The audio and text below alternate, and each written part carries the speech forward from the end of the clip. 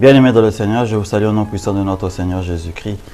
Nous voici encore une fois dans notre émission Vie en Christ. Nous allons continuer notre enseignement sur le chrétien et la délivrance. La semaine passée, nous avons essayé d'insister sur les péchés en général et nous avons insisté sur la sexualité. Et nous avons essayé de démontrer que cet élément-là est une très grande porte par laquelle l'ennemi, notre ennemi, les esprits impurs en fait, entrent dans la vie de chacun de nous, que tu sois un païen, que tu sois un chrétien. Lorsque tu vas dans le monde de la sexualité non permise, si je peux exprimer ça dans ce sens-là, tu ouvres en fait des portes à tout type d'esprit, tout genre d'esprit. On a essayé de montrer que parmi, par exemple, les couples mariés, ce sont des esprits de mensonge, d'hypocrisie, d'adultère, entre parenthèses, qui prennent possession en fait de la personne ou des personnes en question. Nous avons vu que chez les jeunes, par exemple, ou les personnes qui ne sont pas mariées, ce sont des esprits de mensonge, d'hypocrisie aussi, de séduction à outrance, des esprits de viol même, donc des esprits de tout genre en fait qui peuvent commencer à posséder les personnes. Réfléchissant sur ces éléments-là, nous devons donc faire très attention. Nous avons promis qu'aujourd'hui, nous allons essayer d'entrer dans une voie qui est souvent non traitée en fait dans les églises en tant que telles et qui est en fait eux aussi une très grande porte d'entrée de l'ennemi dans nos vies, des esprits impurs dans nos vies. Nous allons parler de la maltraitance. La maltraitance, où elle peut être trouvée. Nous trouvons la maltraitance dans notre vie sociale, nous trouvons la maltraitance dans nos vies familiales, que ce soit dans des vies de couple ou des vies de famille normales, standards, lorsqu'il y a des enfants. Oui, la maltraitance en tant que tel, ce mot qui semble peut-être insignifiant spirituellement parlant, est quand même une grande clé que nous donnons aux ténèbres en tant que tel, de posséder soit des foyers, soit une personne en particulier, surtout lorsque cette personne est visée par le monde occulte afin de restreindre sa vie, de détruire sa vie. Comment peut-on essayer de mettre ça sur les rails? Comment vient en fait la maltraitance? Nous allons essayer de prendre par exemple l'exemple dans un couple marié qui a des enfants. Nous savons aussi souvent que chaque personne en tant que telle porte en elle des bagages positifs, des bagages positifs et des négatifs. Certains de ces bagages négatifs peuvent venir ou sont aussi des conséquences de certaines choses qu'ils ont peut-être vues ou vécues dans leur propre jeunesse. Et comme vous le savez, comme nous avons essayé de déterminer cela, parce que vous savez, le fonctionnement humain peut être assez complexe en tant que tel, mais les Écritures nous ont essayé de nous donner certaines clés pour essayer de comprendre en fait certains comportements. Telle que cette parole que le Seigneur dit que je visiterai les péchés des parents chez les enfants par exemple. En fait, chez les parents dans le sens que je visiterai les péchés dans génération après génération. En fait, c'est parce que vous savez que ces comportements-là négatifs qui sont aussi entraînés par des esprits, ces mêmes esprits se portent famille après famille, génération après génération ou bien descendance après descendance dans une famille. Je vais parler par exemple lorsque par exemple une jeune fille a été maltraitée pendant sa jeunesse. Quel type de maltraitance elle peut avoir? Peut-être elle a été ignorée. Peut-être elle était battue dès son plus jeune âge, déconsidérée. Surtout, on peut le prendre par exemple les aînés. Lorsqu'il y a une famille de 2 filles, 3 filles, etc. Souvent, par défaut, l'aîné est déconsidéré par rapport aux plus jeunes. Parce qu'on croit que l'aîné, étant l'aîné, doit aussi s'occuper autant des parents que les plus jeunes. Mais cet aîné qui est aussi un enfant, une enfant à cette époque-là, a besoin aussi par exemple de l'affection de ses parents. Qu'est-ce qu'il fait? Cette maltraitance sentimentale, parce que là c'est une maltraitance sentimentale, cet effet psychologique qu'elle va amener lorsqu'elle va grandir par exemple, va faire que dans la famille ou le foyer qu'elle va créer, elle puisse peut-être dupliquer ce comportement-là, ou bien chercher quelque chose qu'elle n'avait pas reçu. Mais qui est en train de pousser en fait cette recherche ou le comportement en question? Lorsque la personne a été maltraitée pendant sa jeunesse, que ce soit une fille, un garçon, battu par exemple, il peut y avoir un esprit de peur déjà qui se présentera là, devant cette personne, à cette personne-là. Parce que certaines circonstances créeront des effets négatifs dans cette personne-là. Comme la peur par exemple. La peur d'être battu, la personne ne fera pas tel élément, même si cet élément-là est bon. Parce qu'un esprit de peur demeure. Les psychologues prendront cela comme une conséquence psychologique en tant que telle sur la personne en tant que telle. Quelque chose qui s'est inscrite en fait dans l'âme de la personne. Cela n'est pas faux en tant que tel. Mais le problème où il est, les psychologues de ce monde, surtout si ce sont des personnes qui ne croient pas en Dieu et qui ne croient pas aux choses spirituelles telles que nous le croyons, telles que nous le voyons et telles que nous le comprenons, ne vont pas associer la présence d'esprit pouvant aussi manifester ces éléments-là. Parce que des circonstances de ta vie peuvent engendrer un esprit de peur en toi. Mais cet esprit de peur est alimenté en fait par un esprit. Parce qu'il ne peut pas demeurer ainsi. Tu ne peux pas demeurer en fait dans un comportement éternellement. Qu'est-ce qui fait que tu demeures dans un comportement mauvais éternellement? C'est un esprit qui alimente cela. C'est ce qui se passe spirituellement. C'est ce que nous ne voyons pas en fait. Et cette peur sera en fait alimentée sur cette personne-là. Vous voyez par exemple dans la maltraitance que les jeunes peuvent subir dans les foyers, par exemple lorsque la personne est battue, un esprit de violence, que tu sois un garçon, une fille, un esprit de violence prendra possession en toi. Cet esprit aura deux rôles. Soit remanifester cette violence-là d'une manière ou d'une autre. Soit rechercher à ce que cette violence soit toujours perpétuée sur toi-même. Raison pour laquelle, on le voit, vous le constaterez, peut-être vous le savez, souvent des jeunes battus, des jeunes filles battues, par exemple, cet esprit les porte vers une personne qui, lorsqu'ils se marieront, lui feront subir exactement les mêmes éléments. Vous pouvez vous poser des questions, mais comment, dans ma jeunesse, j'ai été battu, j'ai essayé de fuir ça, mais je me marie, j'épouse quelqu'un, cette personne avait des bonnes dispositions, mais du jour au lendemain, cette personne a commencé de nouveau à me battre autant que mon père ou mes frères me battaient. En règle générale, on va dire que est-ce une malédiction? On utilise le terme malédiction parce qu'on voit que indirectement, mais il y a quelque chose qui a comme une sentence qui a été prononcée, que ta vie sera comme cela. En fait, cette sentence-là, c'est la présence de ces esprits. Cette malédiction-là, c'est la présence de ces esprits qui ont répercuté le même comportement dans ta vie. Qu'est-ce que nous voyons? Un jour, j'avais traité cela dans un de mes sujets. Je vais essayer de retraiter cela encore une fois. Dans les foyers où l'inceste se produit, par exemple. Par-dessus tout, l'inceste du parent envers l'enfant, qui engendre une certaine violence, où l'enfant est violenté dans les incestes en question. L'enfant n'est pas dans son accord, mais dans la violence de cet élément.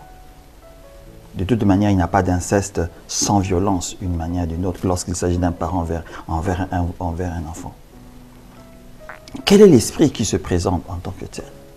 Sans tenir compte de la raison pour laquelle le parent a ce comportement-là. Parce qu'il peut avoir ce comportement à cause d'un esprit de perversion qui se manifeste en lui.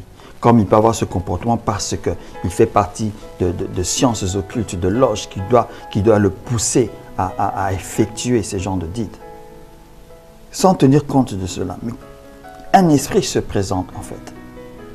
Que cela soit effectué sur un garçon, que cela soit effectué sur une fille. Non seulement cet esprit viendra avec ses jumeaux, tels que la peur, la crainte, la stérilité peut-être souvent, la frigidité dans certains cas, des jumeaux de haine, de colère, de meurtre même. Voilà tous ces genres d'esprits qui peuvent se présenter. Souvent on parle d'esprit entre parenthèses de célibat. On a souvent ce langage dans le monde chrétien. Le fait que quand on définit le célibat, le fait qu'une personne ne se marie pas, que ce soit un homme, que ce soit une femme. Souvent, oui, souvent, Un esprit en est en est la cause. Des esprits de célibat qui sont en réalité des sortes d'esprits de femmes de nuit, de maris de nuit, peuvent posséder cette personne-là. Et interdire que toi, parce que ce qui a été fait dans ta vie, tu ne te marieras pas.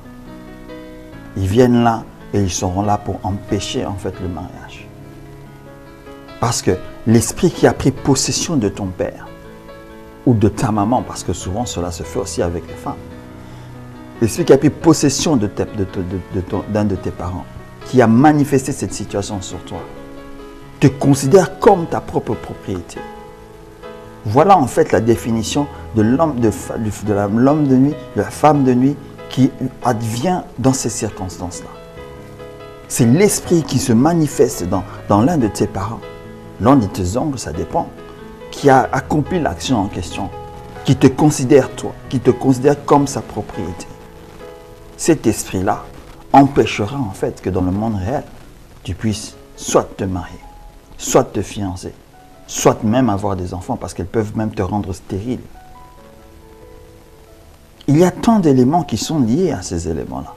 La maltraitance venant de l'inceste peut produire ce genre de choses.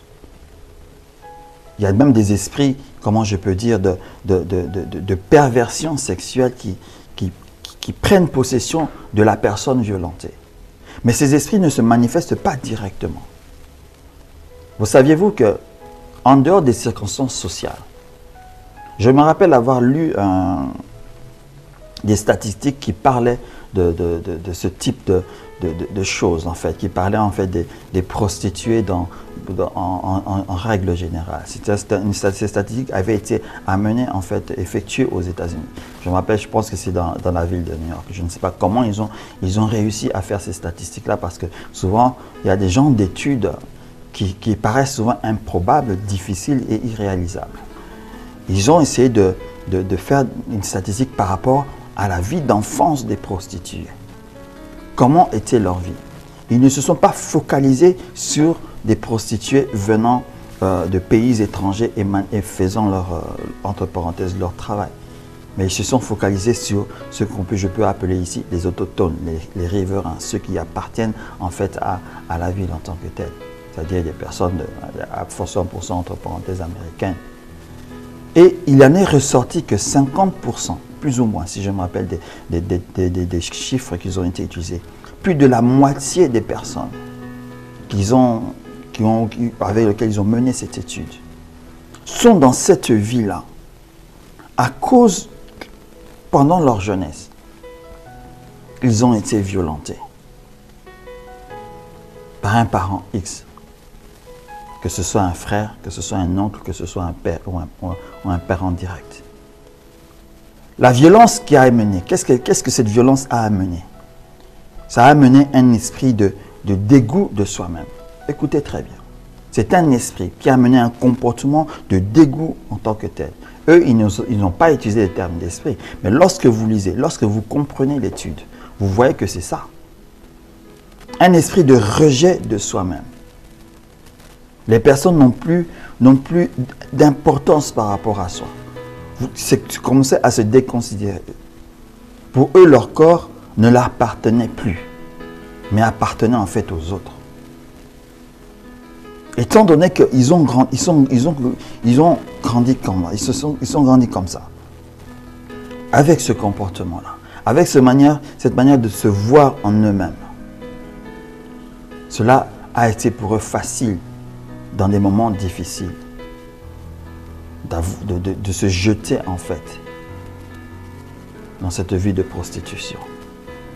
Parce que non seulement ils voient en leurs proxénètes les parents qu'ils n'ont pas, ils se réfugient chez eux.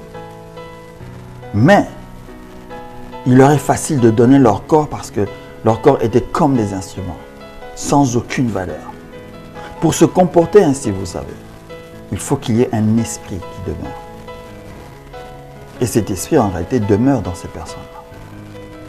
Lorsque vous devez, par exemple, faire une délivrance dans une circonstance pareille, vous pouvez vous poser la question, vous devez vous poser la question, mais quel est en fait l'esprit qui a poussé? Parce que vous savez, je pense l'avoir dit dans un des épisodes, lorsque vous n'avez pas l'esprit clé, celui qui a ouvert en fait la porte, lorsque vous ne chassez pas cet esprit, la porte reste ouverte. Donc lorsque, par exemple, vous délivrez une personne qui, disons, je veux le délivrer de cet esprit d'alcool, par exemple. Attention, ce n'est pas forcément un esprit d'alcool ou d'alcoolisme, entre parenthèses, que vous devez forcément chasser. Oui, vous chasserez cet esprit, mais essayez de comprendre le pourquoi de la présence de cet esprit. Fermez la porte à cet élément-là. Fermez la porte à cet esprit. Chassez cet esprit qui parte avec sa clé. Parce que si vous ne le faites pas, la porte sera toujours ouverte à d'autres esprits d'alcoolisme plus forts et plus puissants qui viendront. Parce que la personne qui a ouvert la clé créera une circonstance. Parce que c'est lui qui créera la circonstance qui fera que la personne va rechuter. Voyez-vous pourquoi vous pouvez avoir des personnes qui, soi-disant, ont reçu une délivrance, mais retournent dans la même position. Et leur chute est encore pire que la première. Donc, dans l'exemple que je suis en train de prendre, de la maltraitance, de l'inceste, en fait, de cet inceste provoqué, de cette violence incestueuse qui se passe souvent dans les familles. Vous savez que c'est quelque chose qui est souvent tenu très silencieux. Mais lorsque vous devez visiter des familles, si on en avait le droit, si on devait visiter des familles et les secrets des familles, il n'est pas rare que vous trouvez dans une famille, qu'elle soit restreinte ou semi-restreinte ou élargie, la présence de l'inceste. C'est un esprit qui est souvent, c'est un esprit type familier en tant que tel. Si elle ne s'est pas encore manifestée, elle tente toujours à se manifester. Elle cherche toujours les moyens de se manifester. Je vais aller un peu plus loin. Le Seigneur Jésus nous a dit que lorsque vous regardez une personne par deux fois, lorsque vous regardez une femme par deux fois, vous avez déjà dans votre conscience, dans votre cœur, dans votre esprit, dans votre âme, vous avez déjà commis un adultère avec cette personne. Vous savez que cette parole a toujours été très compliquée à vraiment expliquer parce qu'on ne sent pas vraiment le pourquoi il a dit ça et la grandeur de cette parole-là. Parce que le Seigneur, non seulement est allé dans le niveau de l'esprit, il est allé jusqu'au niveau de l'âme et du désir. C'est une parole très profonde. Pourquoi je veux utiliser cet élément-là avec les esprits d'inceste? Parce que ces esprits-là, quand ils ne se manifestent pas physiquement, ils se manifestent spirituellement. Ils se manifestent dans la pensée des personnes. Je vais donner un exemple un peu banal, juste pour donner une sorte d'histoire à ce que je suis en train de dire. Vous avez par exemple dans votre famille un jeune oncle que vous avez invité chez vous pendant un moment, un temps X. Mais vous ne connaissez pas vraiment quelle est sa vie en tant que telle. Comment mène-t-il sa vie? Surtout, je peux vous le dire rapidement ici. Si vous savez que vous avez, vous parents, papa, maman, etc., vous savez que vous avez un jeune frère, un oncle qui sera oncle de vos enfants. Mais cet oncle-là a des comportements dépravés. Vous savez que c'est un, soi-disant, coureur de jupons, comme on le dit. Des personnes qui aiment les femmes, qui à tout bout de champ, voilà. Vous pouvez essayer de comprendre ce que je suis en train de dire. Lorsque vous avez ce genre de personnes,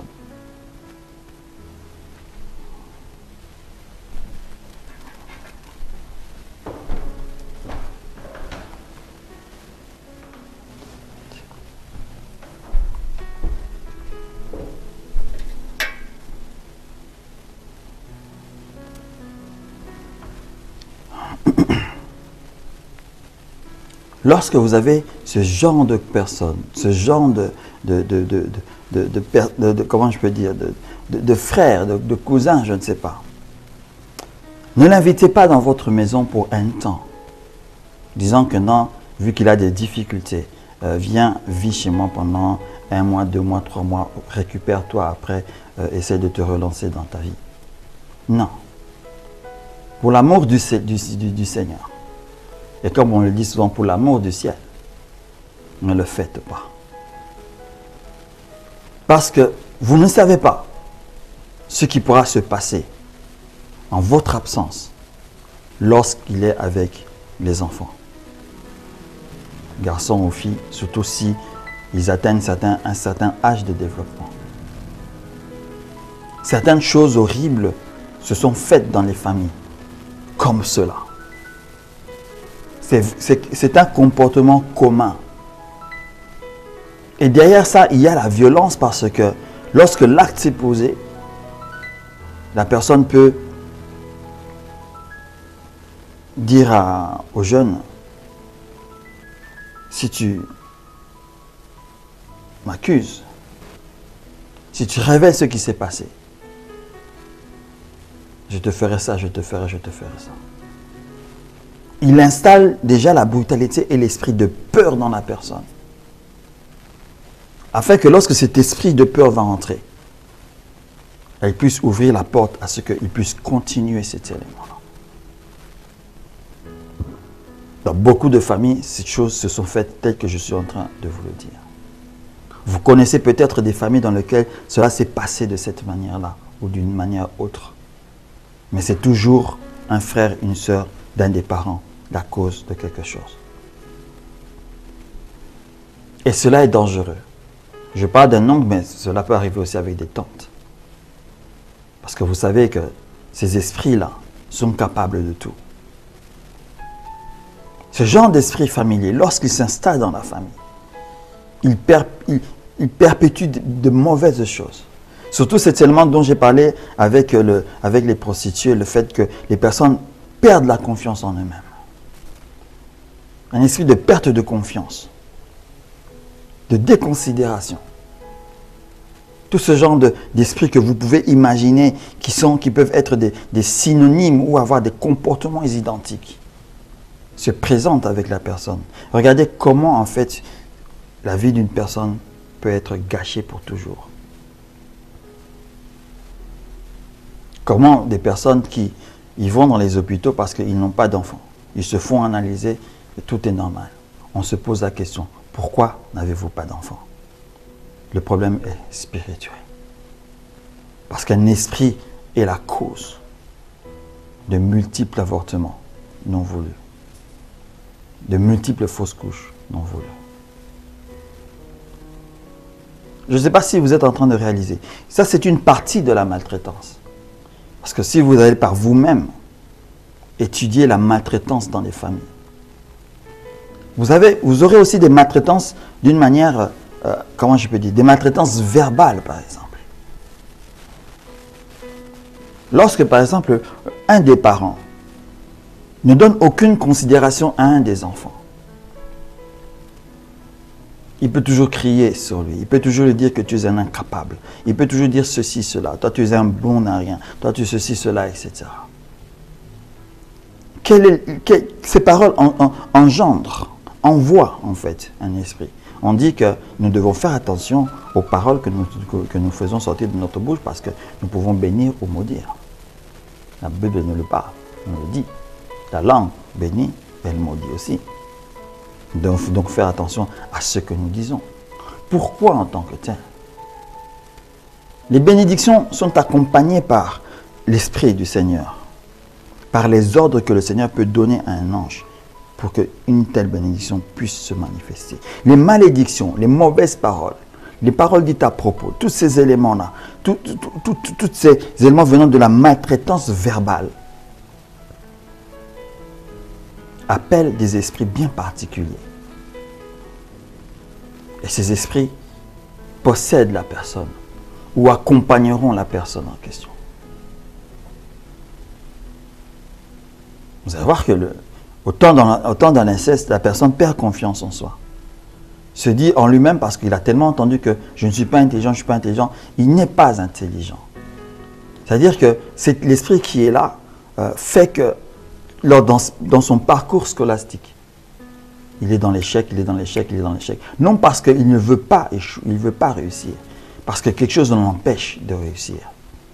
La parole dite et l'esprit qui accompagne la parole et qui s'est mis en action. Le jeune, que ce soit la fille ou le garçon, peut recevoir un esprit de colère envers les parents. Et se dire que non, mes parents ont été comme ça. Moi, je ne serai jamais un père, je ne serai jamais une mère. À quoi ça sert? Un esprit de célibat viendra. D'isolation familiale ou sociale se présente. Des esprits familiers. Nous devons comprendre que beaucoup d'esprits impurs prennent possession des personnes dans les familles, pas à l'extérieur. Pour quelle raison? Parce que beaucoup de ces esprits sont des esprits familiers. Même si un esprit de peur peut être pris dehors, il y a un esprit de peur parmi les esprits familiers. Souvent, tous les esprits familiers sont transmis à cause des maltraitances, à cause de ce qui est vécu dans la famille, ou à cause d'un vécu même d'un des parents. C'est assez complexe peut-être cet enseignement, c'est quelque chose de délicat. Je pense que vous remarquez que j'essaie de chercher les mots corrects parce que je n'ai pas une formation psychologique en tant que telle, parce que une formation psychologique en plus d'une formation spirituelle peut vous ouvrir facilement la compréhension de ce que je suis en train de parler. Parce que si nous disons que la prière est capable de changer beaucoup de choses, c'est parce qu'elle est capable de changer beaucoup de choses. Pourquoi? Parce que la prière agira sur ces esprits. Et maintenant, après qu'elle ait agi sur ces esprits, on doit aider la personne à sortir en fait de cette prison dans laquelle la personne était. Je ne sais pas si on s'est peut-être compris dans cet épisode. Mais nous allons nous retrouver la semaine prochaine. Et essayer de voir, essayer de comprendre encore un peu plus ce dont nous avons commencé aujourd'hui. Que le Seigneur puisse vous bénir abondamment. Dans le nom puissant de Jésus-Christ. Amen.